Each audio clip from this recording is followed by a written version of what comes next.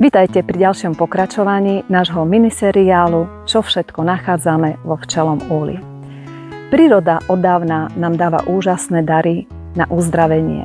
Medzi takéto dary patria aj bylinky, ktoré môžeme vidieť vôkol nás na tejto lúke. Včely tieto byliny spracúvajú ako svoju potravu.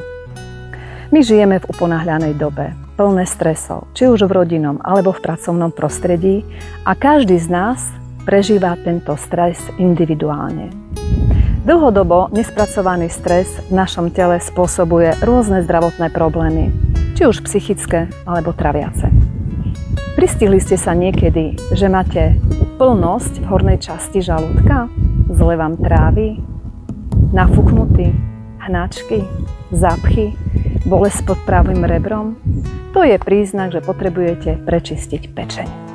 A na to máme veľmi dobrý produkt Hepatoklin. Hepatoklin obsahuje 8 druhov bylín s propolisom. Sú to bylinky ako ostropestrec, horec, artičok, sladovka. Tieto bylinky očisťujú, detoxikujú pečeň a spolu s vodným propolisom, ktorý má zase protizapalové, antibakteriálne, antiseptické účinky, pôsobí to, že veľmi dobre nám prečistí, detoxikuje našu pečeň. A teraz si povieme, ako dávkovať hepatoklin.